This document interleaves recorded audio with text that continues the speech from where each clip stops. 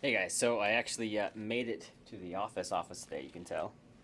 Um, I feel like I've been here for ages. I mean, I've been here, but I'm one of the lucky ones who's able to work at home when I need to, and can work at home when I need to, and get to help out with kids a lot more, see my family, spend some good quality time, but also have the opportunity to come to the office when um, we need to. The good thing is that as the family gets older, I'll be able to get back to um, some more work type specific areas. I don't want to make it sound like I'm ungrateful for anything because everything's great right now. I just don't always make it to the office where your creative spaces and or specific focus spaces, there's certain ways that you set up things, and it's hard to have a home office, an office, and then work at home and work at the office and work at clients. And but that's neither here nor there. What I really want to talk about is VidCon. I did not make it to VidCon this year again. It's something I've always wanted to do,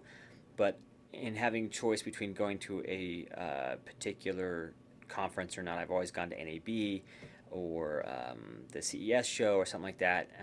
I was going to try and make it out to Social Media World or something this year, but again, that happened exactly the same time, I believe, as NAB. Anyway, so I'm really kind of sad looking at what VidCon, the feedback that I'm getting. I don't really know what to expect though if I did go, because I'm not really a creator. I guess you could say I'm a creator. I'm a YouTube creator, but I don't really do anything on the large scale end of things. Most of what I do is technical tutorial stuff. I try and share what we do. I consider myself definitely an artist, but a lot of my art doesn't actually make it to YouTube. A lot of it's just kind of technical stuff. And then the other hard part of that for me is that I haven't been able to put as much of my art form into YouTube because there's no return on the investment. I don't want to say that there's not no return on the investment, but there's not as much of a immediate return on the investment that you get when working directly for clients or something like that. So it's always a time versus return versus whatever it is. So and I'm just talking here to talk. I'm going to share this with you guys because you're like me, and it's good to kind of share your thoughts and have uh, some people you can bounce ideas off of. So what I would like to do is try and move and take some of the time. It's been a crazy year. It's the last couple year and a half. It's been absolutely crazy. It went from having hardly any work at all, the industry going really slow, to all of a sudden having tons of work and not having any time to think. And that's a good problem to have, but at the same time, you don't want to lose yourself, because I do consider myself an artist, and I do consider the work I do. It's good to have, especially the ads I've been doing, I've been able to spend a little bit of my energy in making it an art and not just some of the other work that's potentially out there, being a media specialist, being strictly corporate or strictly interviews, things like that, where you might feel like after doing it for how many years, you run out of a different way to do it. You know what I mean? So, and sometimes the product just strictly calls for a screencast with a talking head, and that's all there is, and you can't do much about it. Otherwise, it has been nice to kind of try and make things different throughout the years. Anyway, I'm rambling yet again.